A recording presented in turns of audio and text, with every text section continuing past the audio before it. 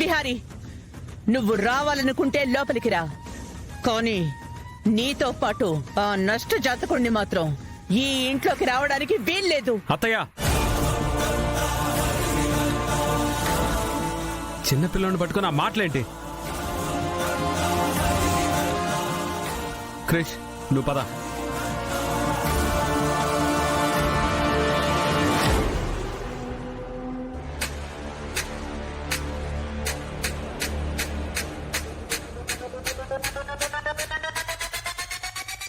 నేనేం తప్పు మాట్లాడలేదురా. ఇంత చిన్న వయసులోనే అమ్మని పోగొట్టుకున్నాడు. వాడి తండ్రి ఎవరో తెలీదు. ఇలాంటి నష్ట జాతకుణ్ణి ఇంకేమంటారా? పద్దు, కృష్ణలా అనొద్దు. ఏయ్, వాడికి నీ సపోర్ట్ ఏంటే? అరవకుండా కామ్గా ఉండు.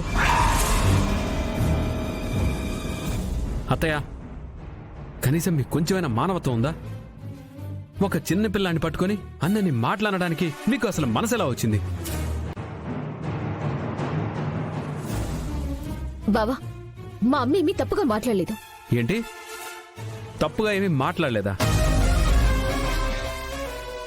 వాళ్ళ అమ్మని కొందరు కిడ్నాప్ చేశారు. ఆ కిడ్నాపర్ల చెర నుంచి తప్పించుకునే క్రమంలో ఆ కిరాతకులు పాపం ఆమె ఉన్న ఆటోని గుద్దేస్తే ఆటోతో సహా లోయలో పడి చనిపోతే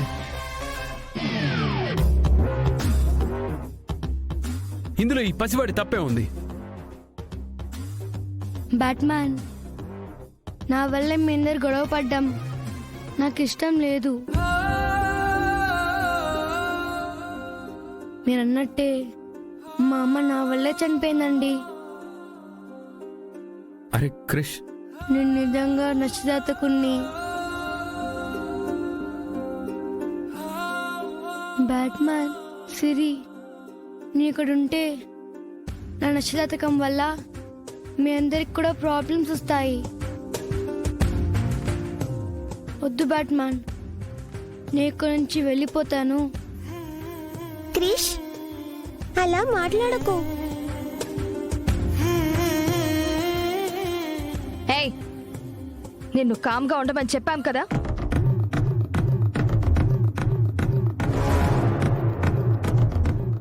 ఆగరా. ఎక్కడికి వెళ్తావురా? అసలు నువ్వెక్కడుంటావు?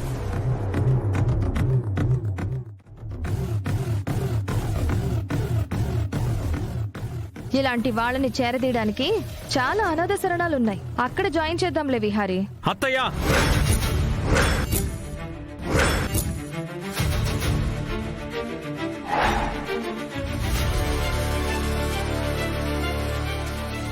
ఈ విషయంలో దయచేసి మీరెవరూ మాట్లాడొద్దు.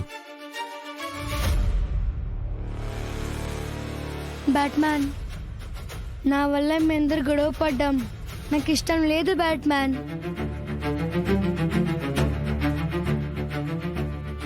నేను వెళ్ళిపోతాను. నువ్వు ఎక్కడికి వెళ్ళడానికి వీల్లేదు. నా ప్రాణం ఇంకా ఉందిరా క్రిష్. అసలు నేను ఈ స్థాయిలో ఉన్నానంటే దానికి కారణం మీ అమ్మేరా.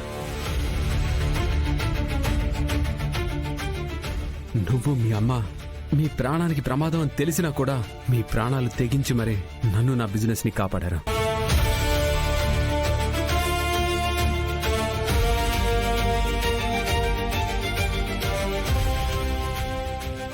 నేను పీల్చే ప్రతి ఊపిరి మీ అమ్మ త్యాగం.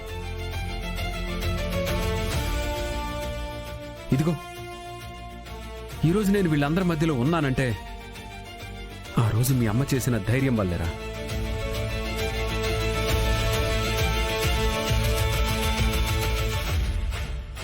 నా కోసం అంత చేసిన ఆ మనిషికి నీకు ఇంట్లో చిన్న చోటిచ్చి నీ బాధ్యత తీసుకోకపోతే నేను మనిషిని ఎలా అవుతానురా? నాలో ఇంకేం మానవత్వం ఉన్నట్టు?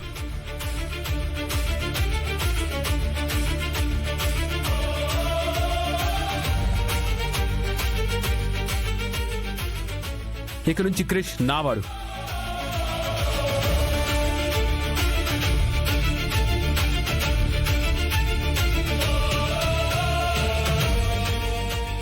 వాణ్ణి ఇంటి నుంచి వెళ్ళిపోమంటే నన్ను కూడా వెళ్ళమన్నట్టే.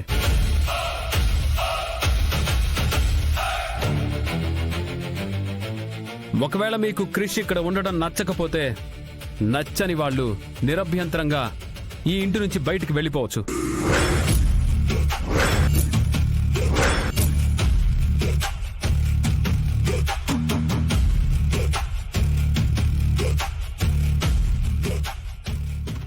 పండు బాబు. కృష్ణ లోపలికి తీసుకెళ్ళు. అలాగే బాబు.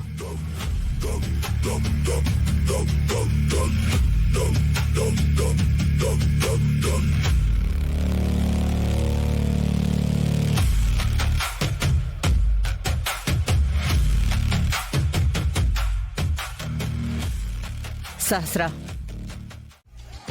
హలో హలో, చెప్పు వివేక్. ఏం లేదు సార్, మీకు గుర్తుందో లేదో రేపు ఆఫీస్ ప్రోగ్రామ్ రిమైండ్ చేద్దామని ఫోన్ చేశాను సార్. ఏంటో చెప్పు. అదే సార్, రేపు డెలిగేట్స్ వస్తున్నారు.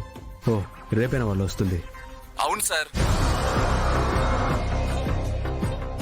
ఆ విషయం మీకు గుర్తుందో లేదో అని గుర్తు చేద్దామని కాల్ చేశాను సార్. సరే, రేపు ప్రోగ్రామ్ షెడ్యూల్ చేయి. ఆ షెడ్యూల్ ప్రకారమే నేను వచ్చేస్తాను. డెలిగేట్స్తో మనకి మీటింగ్ చాలా ఇంపార్టెంట్. సరే సార్, ఉంటాను సార్. Bye sir. సరే.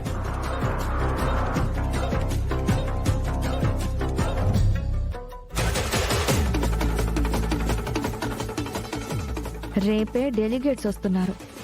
ఆ డెలిగేట్స్ విషయంలో విహారీని ఇరికించేస్తే కంపెనీ కొలాప్స్ అవ్వడం కన్ఫర్మ్. రేపే మా అన్నయ్య కంపెనీ పేకమేడలాగా కూల్చేయడానికి ముహూర్తం పెట్టాను. ఇక విహారీతో పాటు కంపెనీ కూడా నేలమట్టమైపోవాల్సిందే.